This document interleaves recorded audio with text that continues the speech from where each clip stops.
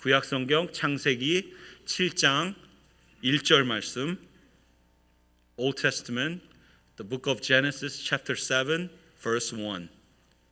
구약성경 9페이지가 되겠습니다.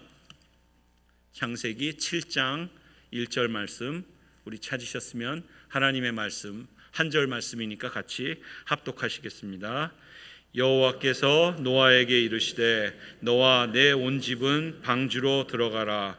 이 세대에서 내가 내 앞에 의로움을 내가 보았음이니라. 아멘.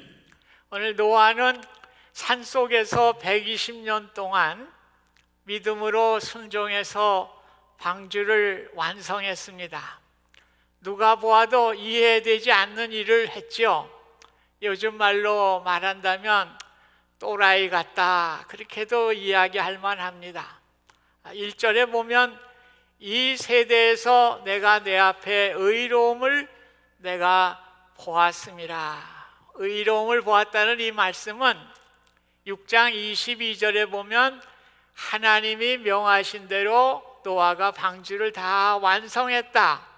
그래서 하나님이 노아의 의로움을 본 것은 120년 동안 묵묵히 하나님의 말씀에 순종하는 모습을 하나님이 보셨다고 하는 이야기입니다. 노아의 흘린 눈물과 땀과 헌신을 세상 사람들은 몰라주지만은 하나님은 그것을 보셨다고 하는 말씀입니다.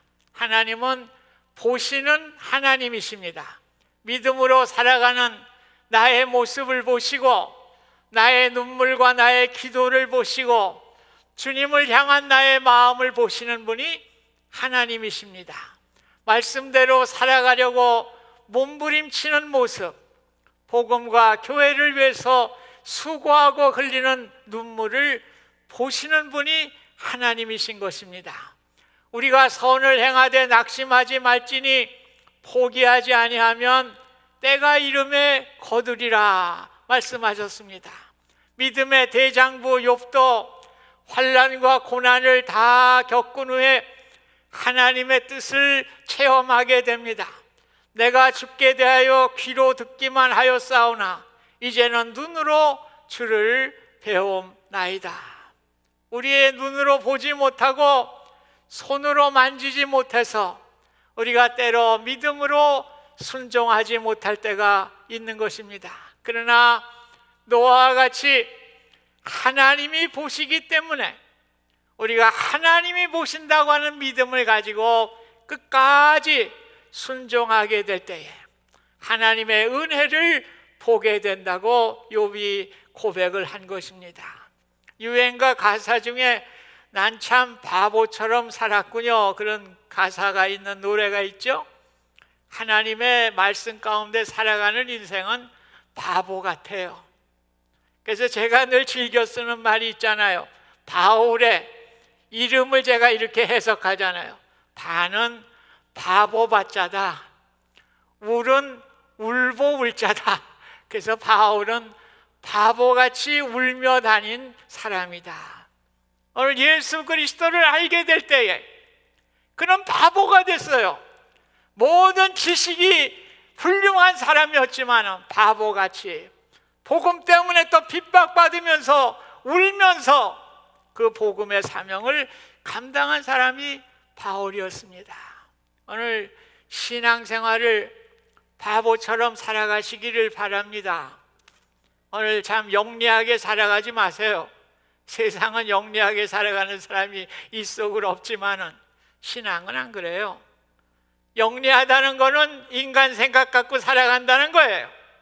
오늘 우리는 바보같이 우직하게 말씀에 순종하며 살아가는 우리 모두가 되시길 주님의 이름으로 부탁드립니다.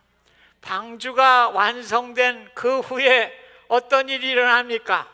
여호와께서 노아에게 너와 온 집은 방주를 들어가라 말씀하시고 모든 정결한 짐승은 암수 7씩, 부정한 것은 암수 2씩을, 공중에서도 암수 7씩을 데려와 그 씨를 온 지면에 유전하게 하라. 오늘 정결한 동물은 7쌍씩을 이렇게 방주에 드리라고 그랬습니다. 왜 그랬을까요? 정결한 동물을 통해서 방주 안에서도 예배의 삶, 제사의 삶을 지속하게 하시기 위한 하나님의 의도였습니다. 오늘 예배를 통해서만 우리는 하나님의 임재를 체험하게 됩니다. 하나님의 임재 안에 있을 때 우리는 아무리 고통스럽고 힘들다고 할지라도 소망을 갖는 것입니다. 방주 안에 얼마나 답답했겠어요? 1년 동안 얼마나 힘들었겠어요? 그러나 제사를 통해서 하나님의 임재하심을 깨닫고 소망을 갖게 될 때 그 모든 것을 이겨낼 수 있는 힘과 능력을 갖게 된 것입니다.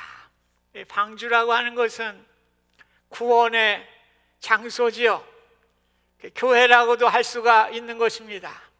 오늘 이 시대에도 교회를 통해서 구원의 역사를 이루어 가십니다.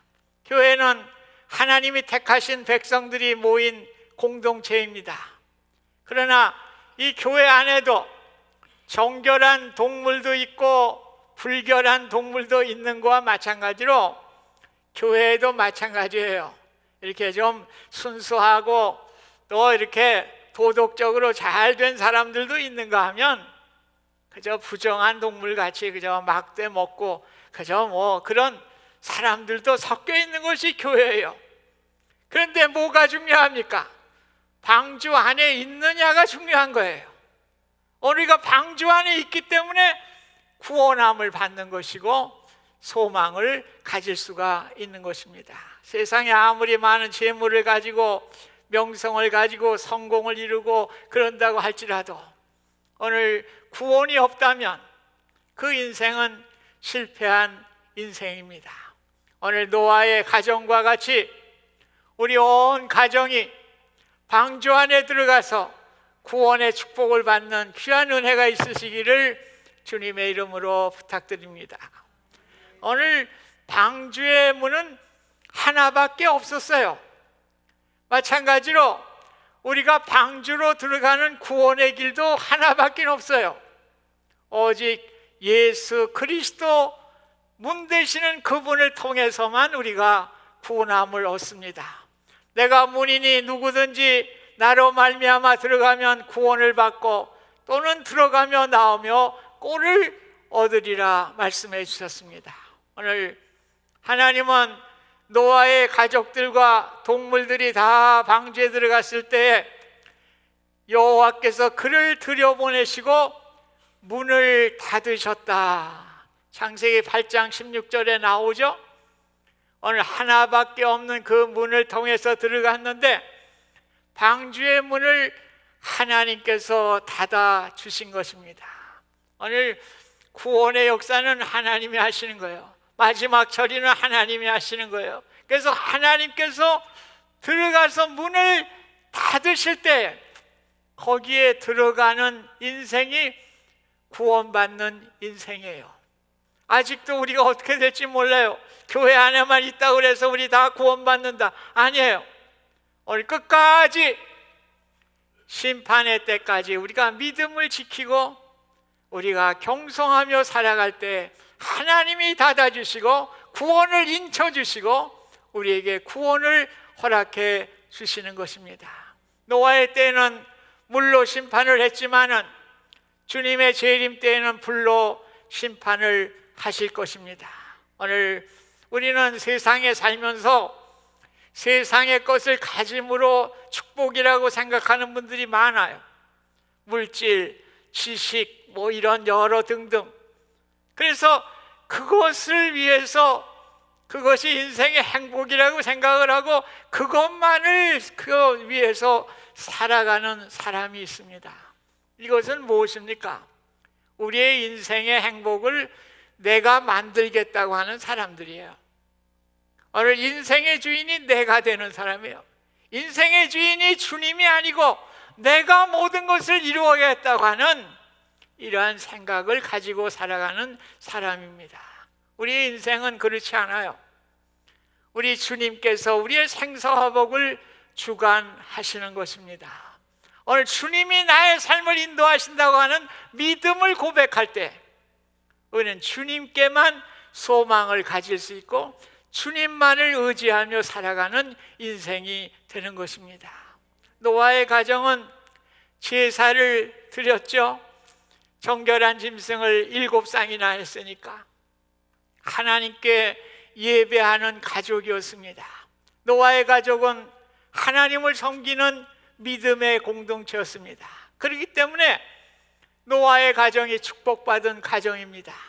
내가 낳은 자식이지만은 영적으로 내 마음대로 할 수가 없어요. 방주를 지을 때 아마 동네 사람들이 노아의 아들들에게 수군거렸을 거예요. 아니, 너 또라이 아냐? 무슨 산에서 배를 짓냐? 아버지를 만류해야지. 너희들 이해할 수 없는 사람들이다. 얼마나 조롱하고 비난했겠습니까? 그런데 노아의 가정은 자녀들이 아버지의 영적인 권위에 순종하는 가정이었습니다. 저는 여러분들에게 이야기합니다. 남편의 권위를 세워주세요. 영적인 권위가 쓰지 않으면 그 가정은 신앙적으로도 무너집니다. 요즘 자꾸 여성들이 남성보다 세상적으로 난 사람들이 많잖아요. 인컴도 더 많고 그러다 보니까 남자를 자꾸 누르려고 그래. 성경은 그게 아니에요. 노아의 그 영적인 아버지를 존중하게 될 때, 출애굽기 20장 12절에도 내 부모를 공경하라고 그랬잖아요. 오늘 노아의 영적인 권위를 인정한 것입니다. 그런데 우리 영적인 아버지들은 어떻게 자녀들이 순종할 수가 있는 것입니까? 예배예요. 방주에서 예배를 드리고 예배에 우선하는 노아였고 하나님을 공경하는 것을 우선으로 하는 예배를 보여주게 될 때 오늘 자녀들이 그 모습을 보고서 영적인 권위에 순종하게 된 것이에요. 자녀들이 우리 말 안 들어요. 우리의 모습을 보고 따라가는 것이 우리의 자녀들입니다. 우리 교회 앞에 몰몬교가 있어요. 나가시면 알죠? 2단 교회예요. 그런데 2단이지만 우리가 배워야 할 있더라고요. 1년에 아마 몇 차례 새벽 집회를 해요. 가족들을. 또 수요 저녁에도 이렇게 몇 번 하더라고요. 그런데 저도 깜짝 놀랐어요. 자녀들이 다 나와. 그것도 말이야 흰 옷 입고. 어떻게 그렇게 될 수가 있을까 생각해 봤어요. 비록 이단이지만은 그분들이 예배에 충실하더라고요. 그리고 세상적인 예배도 아주 잘 드려요. 우리 교인들 중에도 그런 얘기를 해요. 몰몬교 교인이라고 하면 무조건 믿는데 캐시어도 믿고 정직하니까. 그게 예배의 삶 아니에요? 그러니까 이단이지만은 아이들이 말을 듣는 거예요. 이단인지 뭔지 모르는 부모가 그렇게 신실하게 예배를 드리니까. 어느 유대인이 아버지와 아들이 세탁소에서 옷을 찾으러 왔는데요. 찾아가지고 양복에 보니까 주머니에 반지가 하나, 금반지가 이렇게 들어있어요. 아버지가 아들을 데리고 세탁소에 가서 그 금반지를 돌려드렸어요. 우리 게 아닌데 주머니에 들어있습니다. 그래서 세탁소 주인이 아니 그거 왜 가져왔어요? 그러자 아버지가 우리는 유대인이니까요. 얼마나 멋져요. 오늘 우리는 삶의 예배 속에 우리는 그리스도인이니까요. 그렇게 못하십니까? 오늘 그럴 때 자녀들이 영적으로 따라오는 거예요. 오늘 노아의 자녀들은 아버지를 따라서 이렇게 예배하는 삶을 살게 된 것입니다. 6절에 보면 홍수가 땅에 있을 때 노아가 600세라. 여기 5장 32절에 보면 500세에 노아가 셈, 함, 야벳을 낳았다고 그랬잖아요. 그래서 그 500세 때부터 이렇게 배를 지은 거를 생각을 하면 600 마이너스 500은 100이에요. 그리고 그거보다도 안 될 텐데 그거 무슨 소리야 이거 성경이. 모르는 얘기. 오늘 하나님께서 노아에게 설계도를 주신 때가 480세로 해석을 해야 돼요. 준비하면서 설계도를 받고 준비하면서, 그리고 20년 후에 이제 아이들을 낳게 된 거죠. 성경 말씀을 그대로 믿으시기 바랍니다. 자꾸만 머리 가지고 자꾸 돌리고 뭘 따지고, 설계도 주신 날짜로 봐야 돼요. 그래서 오늘 120년이라는 그 세월 동안에 방주를 짓게 됐다고 하는 것을 우리가 이해하시기를 바랍니다. 그래서 8장 1절에 보면 그 노아가 그 정결한 짐승 7쌍씩 또 부정한 짐승 2쌍씩 어떻게 방주로 그래서 드렸겠어요? 그걸 뭐 잡으러 다닌다는 건 또 불가능한 것이고. 근데 그 해답이 8장 1절에 나와요. 하나님이 노아와 그와 함께 방주에 있는 모든 들짐승과 가축을 기억하셨다. 이 기억했다는 말은 자카르라는 말이에요. 이 말은 즉흥적으로 뭐 이렇게 행하는 게 아니라 미리 오랫동안 생각하고 계획하시고 그러면서 실행을 했다고 하는 그러한 의미를 가지고 있습니다. 오늘 하나님께서 노아가 방주를 짓 때 벌써 동물들을 어떻게 계획해서 어떻게 데려다 줄 것인가를 다 생각하시고 그대로 행하신 거예요. 전능하신 하나님이 그거 못하겠어요? 오늘 그렇게 해서 동물들이 차례로 잘 들어갈 수 있는 한치의 오차도 없는 구원의 역사를 이루신 분입니다. 그러니까 하나님은 시건치 않으셔요. 하나님은 진실하신 하나님이십니다. 하나님을 100% 믿으시고 하나님을 따르실 수 있기를 간절히 바랍니다. 그러면서 10절에 보면 7일 후에 홍수가 땅에 덮였다. 참 저도 이거 많이 은혜를 받는지. 지금 다 들어갔는데 방주에 들어갔으면 뭐 그냥 홍수 바로 내리시면 되지 왜 또 7일 후에 그렇게 하셨을까? 노아에게 얼마나 애타게 그렇게.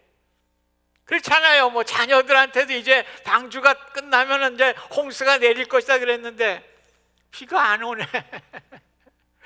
하루가 지나도 안 하고 이틀이 가도 3일이 지나 7일 만에 이렇게 애간장을 태우는 거죠. 오늘 우리가 하나님을 믿으면서도 왜 나 말씀대로 살아가는데 이렇게 안 되는가? 그러지 마세요. 하나님은 신실하셔요.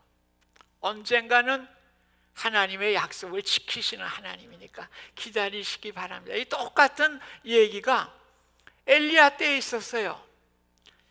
열왕기상 18장에 보면은 엘리야가 하나님의 음성을 듣고 이제 비가 올 거니까 아합 왕에 가서 알려라. 그래서 아합이 달려가가지고 왕이요, 올라가서 이제 먹고 마시소서, 이제 큰 비가 올 겁니다. 이렇게 뭐 장담을 하고 그랬는데 뭐 날씨는 뭐 멀쩡하거든요. 그래 기도를 해요. 이 두 다리 사이에 머리를 넣고 기도를 해요. 하나님께 비 내리게 해달라고. 하나님 비 온다고 그랬는데 이거 나 망신당하게 생겼습니다. 한 번 하고 사후 번 했더니 똑같네.